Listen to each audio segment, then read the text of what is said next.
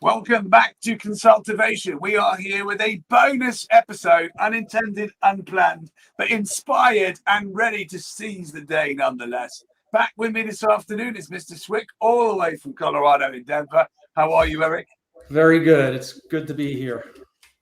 And we have a surprise visitor, don't we? We're doing these exclusive experiences these days up at Eastershire and RLC Global here in Scotland. And I wondered whether, Eric, we should make a podcast appearance compulsory. Sure. What do you think? I think it's a good idea. So let's introduce the man who can, Charlie Revett, Chief Technology Officer. I mean, what even is a Chief Technology Officer? I mean, Charlie, hello. Hi, great to be here. Thanks for the invite. One day ago, I don't know if it was an invite or if it was a mandatory part of the stay, but I'm happy to be here. I think they call it military volunteering. I've never done it. Yes. It's like, and actually we decided last week, we just didn't tell you, but I think it's a great way to bring insight to a key role in tech businesses, which the world is full of tech businesses these days. Yeah. And maybe give us a bit of an insight of what does it mean and explain a bit of your story. So, Charlie, what do you do for a living then? Well, good question. I think it's changed. It regularly changes, I think, year to year as the business has grown. I've been at Vidsy since the start. I joined around 6 years ago. And over that period, many hats have been worn. Starting off, it was definitely building out the original product and growing the team. And since then, it's been many different roles since. And you've worked for a range of brands, haven't you, during your time? So who are some of the other companies that you've worked for? So early days, I spent some time at IBM. I grew up in Winchester, which is right next to their R&D kind of campus in Hursley. So that was great, quite formative years. And then post uni, I worked in BBC News for a period of time, which was great fun. Large scale and obviously a well-known brand. So nice to have that as the first kind of post-uni interaction. And kind of mixing in there, I've had some time at some other startups. So probably the most well-known one is Gecko Board, which do dashboards for B2B. So you've got pretty dashboards in your offices. So yeah, a few, but majority of my time has been spent at Vidsy. So really enjoyed it. We're going to talk about business transition in a short while, and we're also going to talk about fuel gauges and why we have those both at RLC and why we recommend any leader knowing what they are. But what does a Chief Technology Officer actually do? Well, it's a very varied role, so it's kind of down to the individual. You've got your very people-focused CTOs who are very hands-off from a technical perspective. They're more of an engineering manager, so they're looking after scaling the business, finding the best people, delivering culture. And then you have kind of the other side of the coin, which is very technically focused CTOs, which are just looking after technical decisions, technical strategy, leading that. I'd say I've been a blend of the two. Vidsy's had a nice growth trajectory to allow me to kind of be on both sides. But I'd say as a business grows, mostly people go more towards the kind of people side of it and the strategy side. So Kevin's been able to join us. Hi, Kevin. How's it going? Hey, it's doing very well. Thoughts are held up a little bit. Paying clients, gosh, they're everywhere. Well, they are, Kevin. And most importantly, I did hear once, a wizard always shows up when it's exactly the right time to do so. Kevin, we've got Charlie, who's a Chief Technology Officer, and we were just talking about what on earth is one of those. And if you go back to some of your leadership days in the past and some of the big companies you've worked for, did you ever imagine there'd be a day where there'd be a Chief Technology Officer? As opposed to the IT guy, right? Yeah. There was definitely the IT guy, but I actually had a role as a kind of global e-commerce director, and we had an IT director. And honestly, the e-commerce was very much a kind of strategic where's the market going?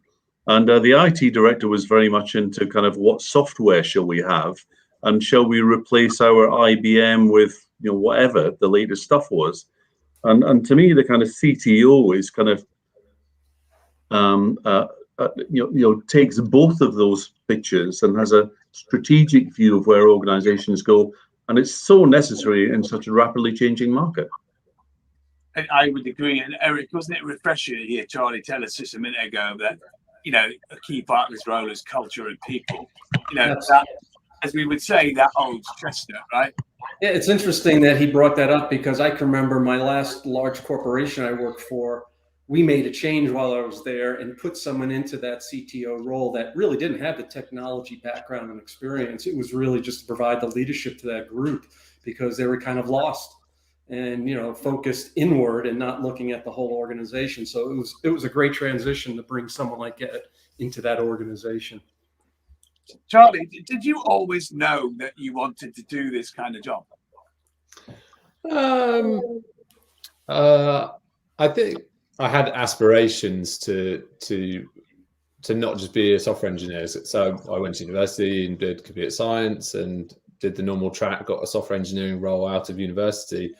But I always had an inclination of I wanted to do a little bit more. I enjoyed leading projects and leading teams. And that kind of just led to jumping ship from the BBC to Vidsy to kind of give me the opportunity to have a bit more of a leadership position. Definitely didn't feel like a CTO role when we're 4 guys in a room. It's taken a long time to feel like that leadership role. And I think as well, I've had some great mentors over the years as well in that position. So it's been great to see them and try and emulate them and be inspired from them. So a little bit of an RLC connection here then. So you, of course, unusually, the first person you met at RLC was the gents that are with me today. Might think you got the lucky cards. Was Debbie, actually. Yeah. What was it like working with Debbie from a coaching perspective?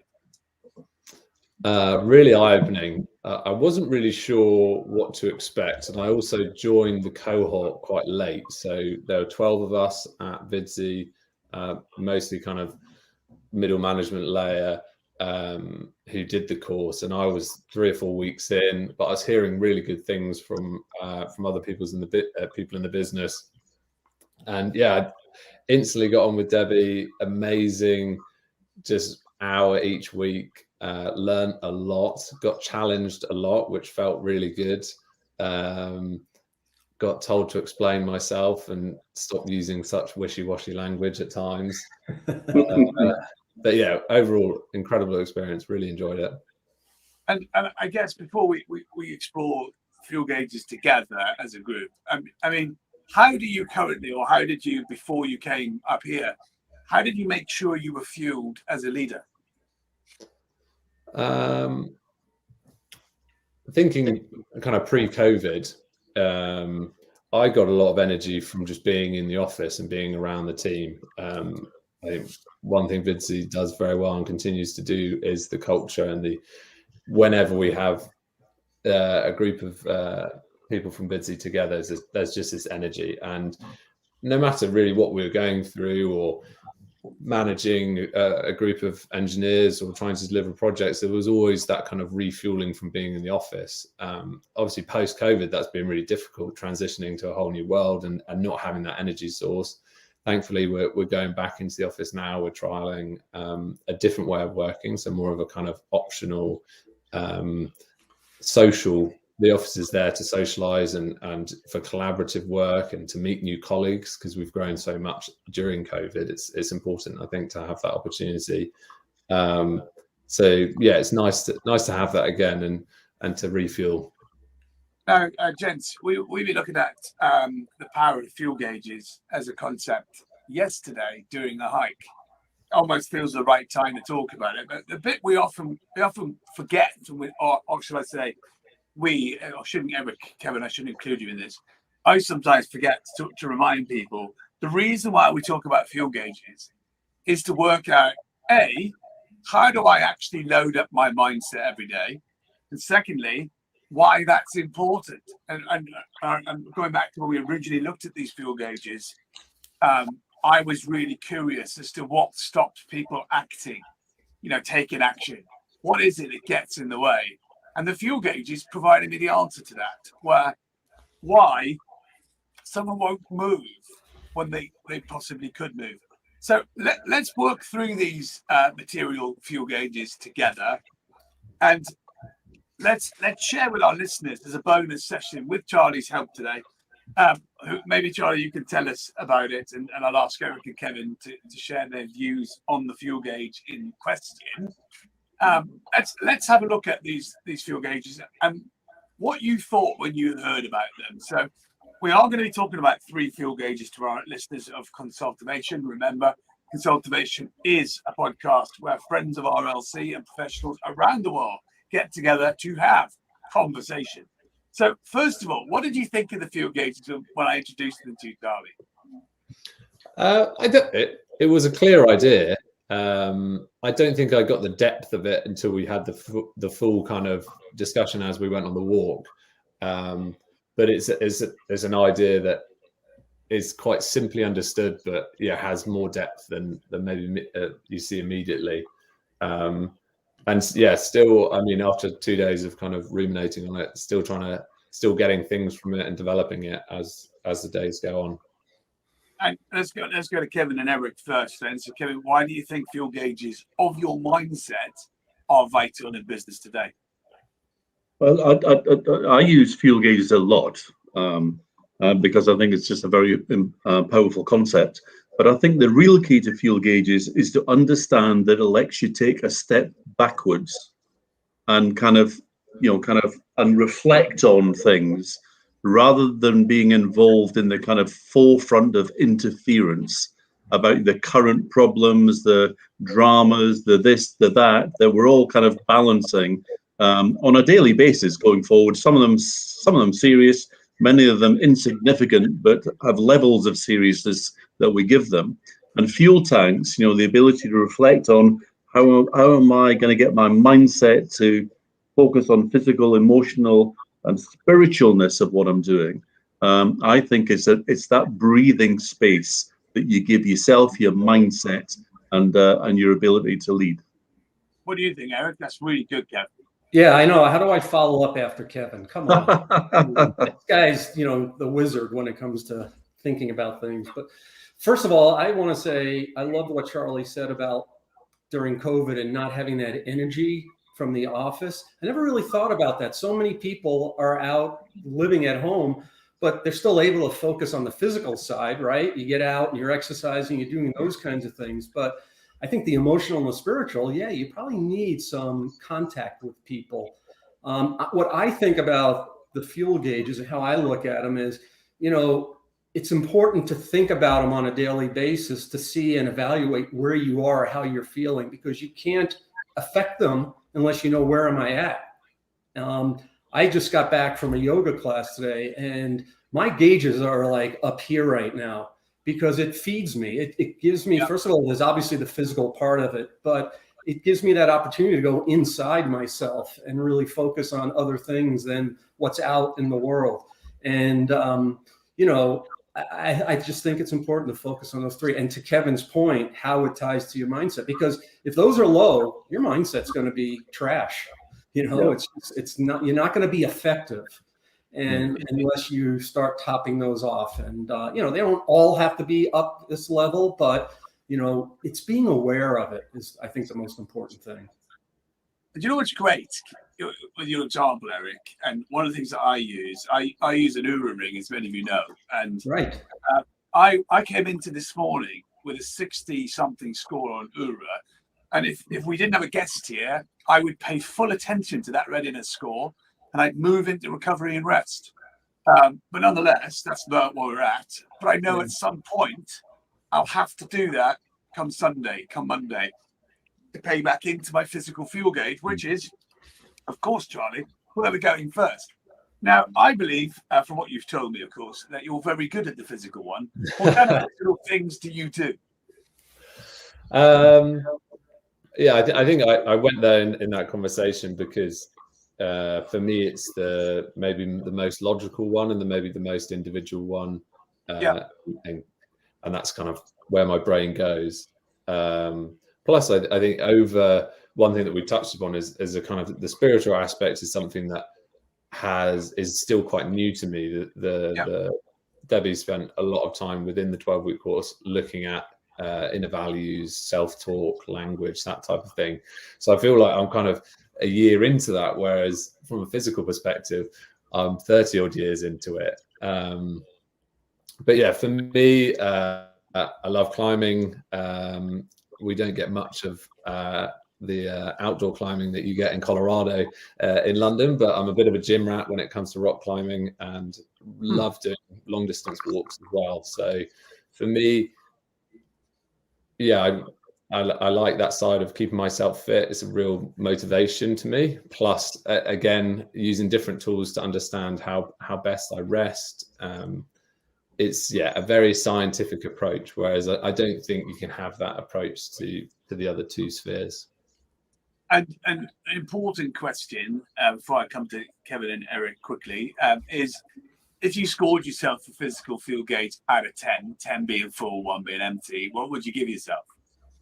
I think I said 8 this morning. I'm still around that point, even after the hike. The hike was a decent hike, but yeah, I'd still say I'm a high 8 for sure. And Kevin, we were rewarded today as we went up one of the glens over this side of East Sheehan. We saw a stag and 2 deer, and they disappeared, and we thought nothing of it. And we saw those for quite a while, didn't we, Charlie? And then as we went up over the top, down, round, and then up even higher again, and I'm saying this very fast, it took a bit longer, we saw several stag.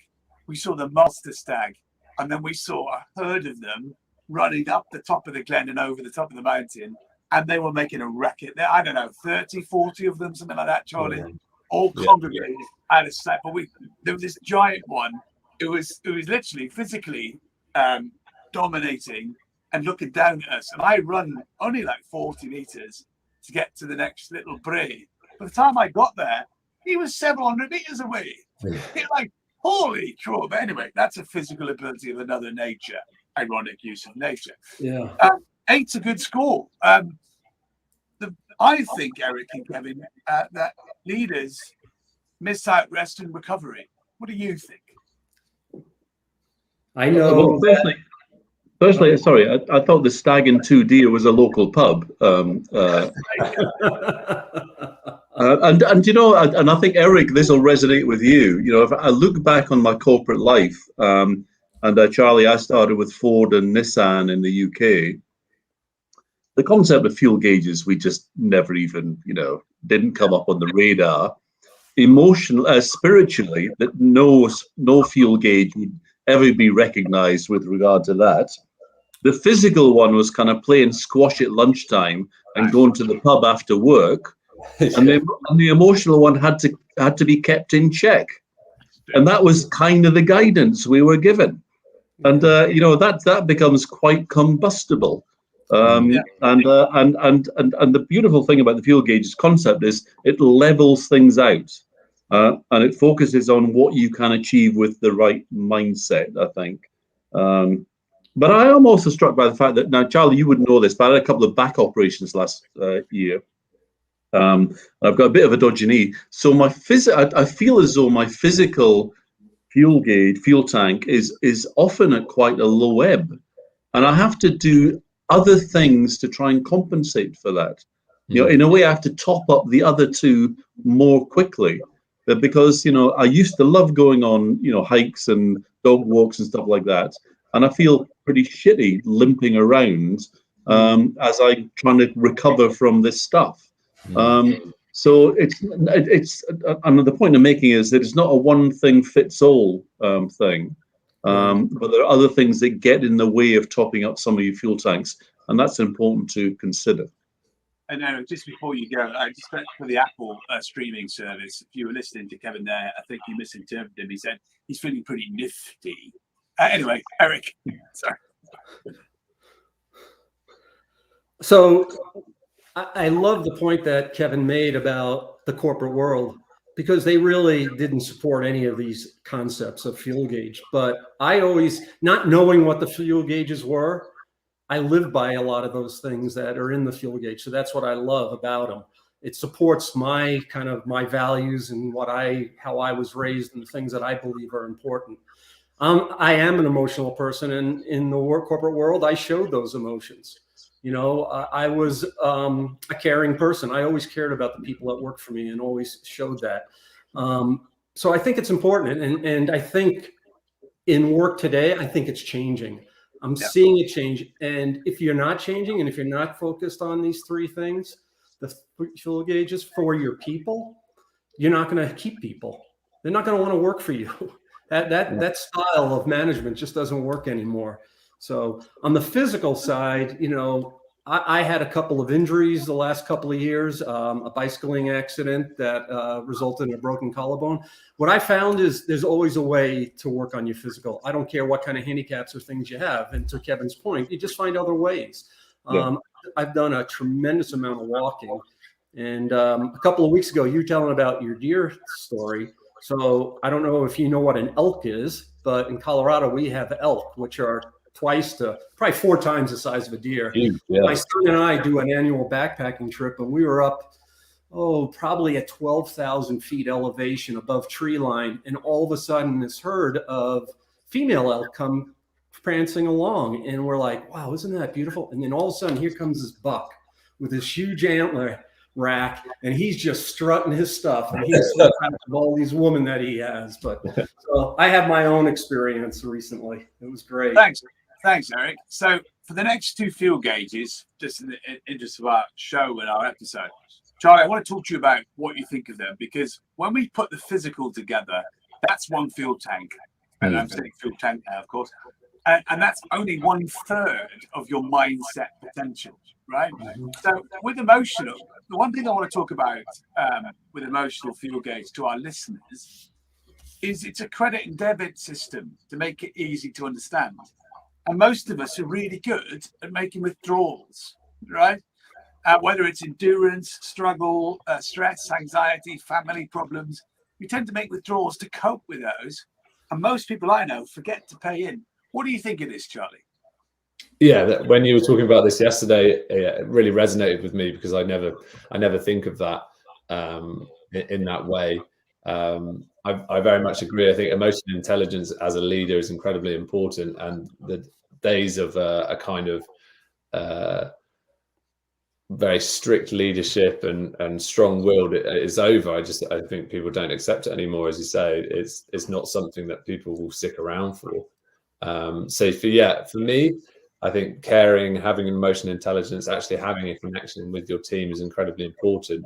But the idea of topping it up, or even thinking of ways to top it up, it is completely new to me. I never thought of it in that way.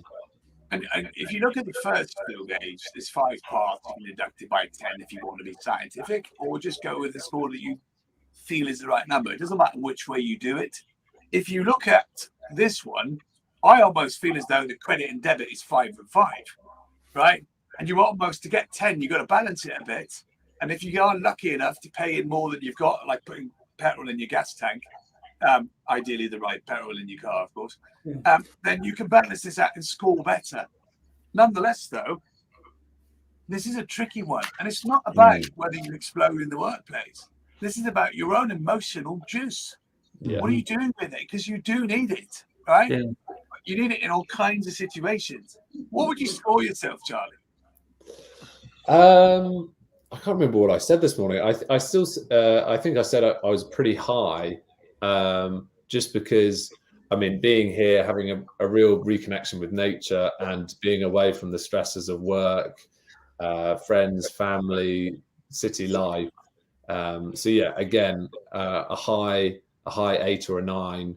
There's very little stress at the moment. I don't feel like I'm paying out much. I was talking to Debbie on the walk and journaling this morning. I tend to journal to to get things out of my head so I can start the day with a clear head. Whereas this morning it was me figuring out things and me writing about plans and how to apply processes, which is never the case in London. Journaling there is an exercise of trying to get some of that emotional power back. It's a great example, isn't it, of creating an awareness that you might not have had before. Go on, Eric. Yeah, you know, what's interesting that I'm thinking about here is, you know, the physical you could do in isolation, right? You could do it yourself. But when it comes to emotional, a lot of that is driven by interaction with other humans. Yeah. Right. It doesn't have to totally be that way. Like I had this emotional experience yesterday.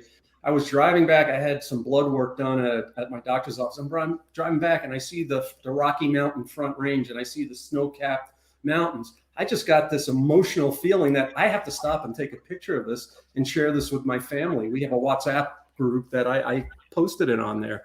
And, you know, so it can be isolated by yourself, but I think it's about interaction with other people. So I think it's an important one.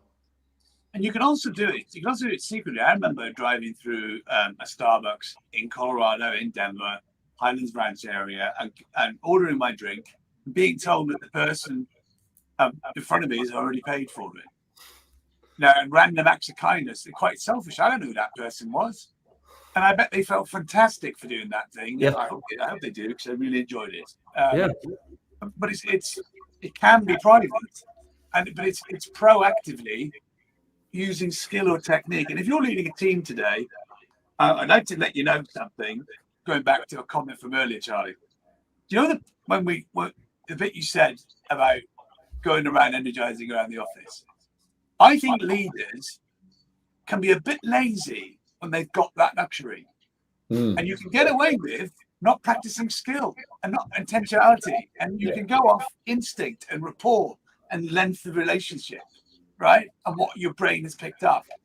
Whereas I think you can read the room in a completely different way. Reading the room on VC all day, that's a whole different skill set. You have to be intentional to get that connection with your team. Whereas just being in the office every day with your team, you just pick up on things automatically. It's not something that you have to work on. Totally. So let's jump into spiritual and let's talk about some of the things in here. But whilst you're watching the screen, I want to let you know something Debbie and I were talking about with Charlie yesterday. And it's so simple. It's not private. That's important, Charlie. It was the difference between self-belief and inner belief. And what we realise, self-belief is often described by people together. Inner belief is a decision. How do you get on with inner belief? Well, yeah, as I mentioned earlier, this is very new. I think that when Debbie was explaining this and when we touched on it yesterday, it's something that I think I've thought about in the past, but not intentionally. And actually, there's a process to it. So yeah, something that's still quite new to me. Something I'm doing that exercise of writing down my core values in a very specific way, in a very formulaic way with Debbie was quite transformative. And I love that. And I do think, and Eric and Kevin, what do you think? This is something that I think in the humdrum of life, or your career, or your business, you can easily neglect this one, can't you? Yeah. You know, Dave, when I think about spiritual, you know, obviously the first thing that comes into someone's mind is the religious aspect of it. But the work that we did last year or earlier this year with Dollar Dream Club and the Master Key, I mean, that really, when you start looking inside yourself and, you know, opening up your mind to think differently, to me, that really helped my spiritual side and made me think more spiritually. That's a great message. And Charlie, what's nice about this is most of the world have versions of it. And I'm asking people to think about how good are you at being still? How good are you? And I'm going to ask you to answer. How good are you at being still? Point one. Point two, with empty thoughts. Right? So actually not thinking about anything. Go ahead. Well, what jumps out at me is mowing the lawn for you this morning. That was a key part of his Wait. He had you mow the lawn for him? But honestly, one of the highlights of the trip: sit on lawnmower, mowed the whole lawn, and not only obviously a joy to be on a sit on lawnmower. Who doesn't enjoy that? So was he exercising in the afternoon, washing his car? Yeah. But it was a real, for me, it was just great. It was very chilled. It felt very still. It was lots of time to just think, a very simple task, but something to focus on. And for me, it was coming from busy life in London, exactly what I needed. To answer your question around stillness, I like meditating. I definitely feel that click with it, but the habit of doing it often, I haven't developed for sure. So a couple of things we got to talk about, and we like to run our shows for about 36 minutes. We might go a bit over the day, only slightly, as we talk about the second thing about this, which is working out why people don't act, why they don't do things. And when you put together the physical field gauge, your emotional field gauge, your spiritual field gauge, remember, they're only worth a third of the fuel gauge each of your overall mindset. So that means they're 33% if they're full, which means it's 99 in total, Charlie, isn't it? Right? The word that's left the other side of the equal is the word called faith. Faith in the context of taking action when you're not sure of what the result is, but you're going to back yourself, you're going to do it, you're going to find out. So if we take your spiritual score, Charlie, what was that?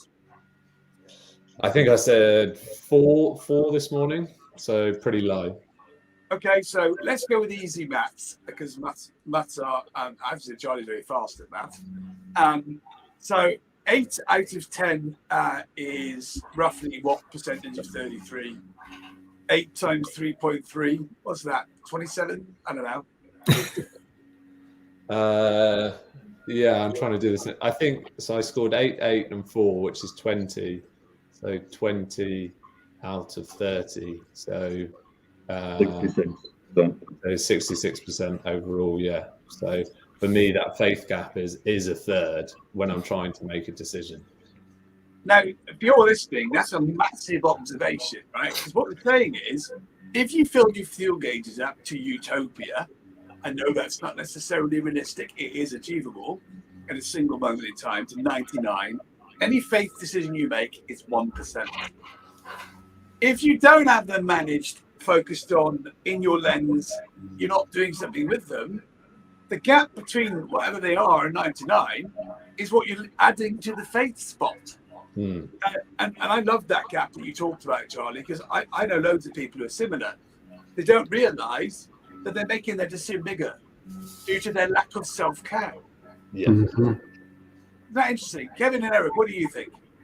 Well, there's one thing I wanted to pick up on that Charlie said, and that is, if you recognise the fuel tanks, but how do you go about doing it?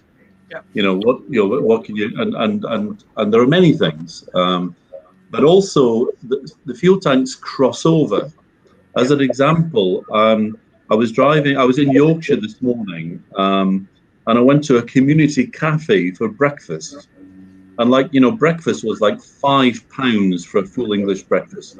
$7, Eric. But it was actually serving the community. And there was, there was disadvantaged adults on the table and all of that sort of stuff. And they were hugely friendly. And they were responsive, and the food was great and stuff like that. So we did the giving it forward bit. So the breakfast was £5. We left £10 as a giving it forward contribution to the next person, and also gave £5 to the staff. And that's topping up your emotional fuel tank because you're doing something and you feel good about yourself. Yeah. But also there's that spiritual thing about I am. It's crossing over into getting rid of that inner doubt that you're a good person or whatever it might be. Yeah. We were just consciously topping up 2 fuel tanks at once. Yeah. And I thought that I was thinking about fuel tanks when I was doing this, not as a reason for doing it. I was thinking about afterwards. I'm thinking, yeah, I felt good about doing that. I drove away with a smile on my face. That's really good. That's a good example. And Charlie, can you think of ways to improve your fuel gauges? I don't want to know what they are, but can you, through the process of looking at them, think, I can do tangible things? Well, yeah, I wrote down here that mentioned earlier around there's no way of improving any one of them unless you're taking a step back and actually understanding where you currently are. So it forces you to have that reflection on and having a better understanding of self, and then you can go about improving that thing, which will make decisions better. You can't just manifest, hey, I want better fuel gauges. So yeah, that was key for me, really was. Mm-hmm. And Eric, what do you think about decreasing the faith step, as in still taking the faith step, but managing your mindset in such a way where you're making it easier? What do you think? I think if your fuel gauges are high, you're making decisions, you're acting based on that mindset that you've created for yourself, as opposed to just sitting there and relying on things happening.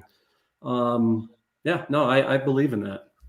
Me too. I think it is a process where, you take a step back, as Charlie, you say, you reflect on things, and what you're doing is getting rid of head trash in that process.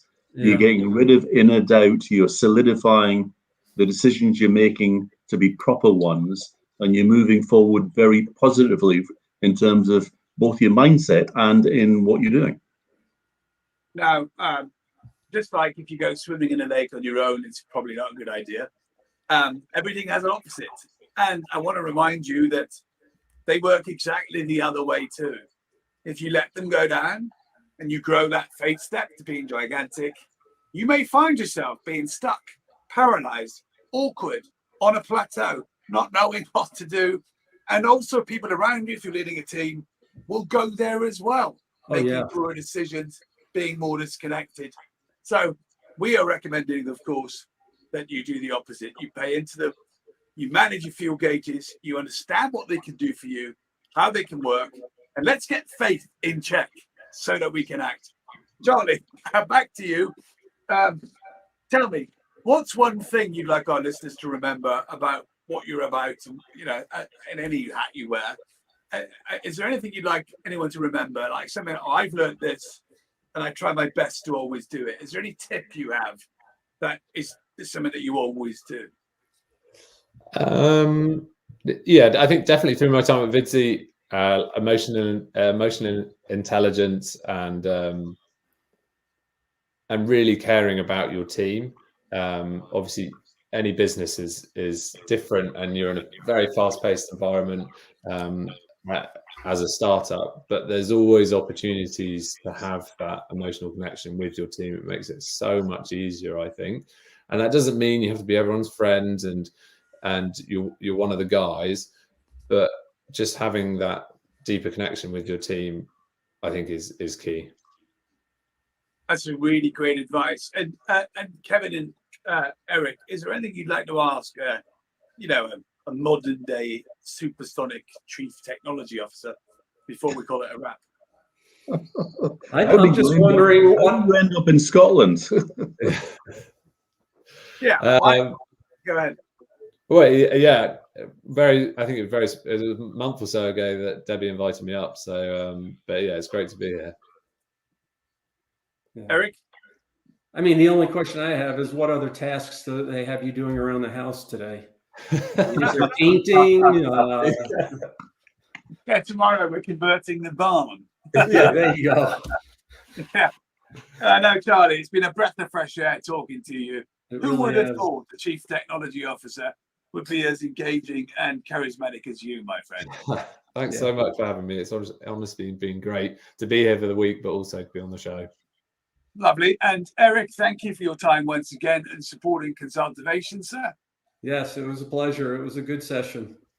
And Kevin, thank you so much for fitting us into your elusive, aura-driven schedule. Well, I think this topic is all about mindset, but I would add to it that truthful mindset is the way you've got to go. Being true to yourself and get your mindset sorted out in the right direction. Thanks, Kevin. That is entirely true. And if you're watching this show today and you want more help, please do have the freedom to get in touch with us at info@rlc-global.com, or even you want to stay connected to us with a deeper connection, go to our website, as you'll see on screen, www.rlc-global.com, and join our community for free just by registering. But there's loads of free things you can look at and do. And as Charlie said today, let's finish and take the show out with a simple message. Develop your emotional awareness. Become in tune with yourself. Notice how that affects others and develop that care and connection with your team. And you can all work on your fuel gauges and at the same time, transform your leadership. This has been a bonus session of CONSULTERVATION. I've been Dave Evans. Every success with your learning.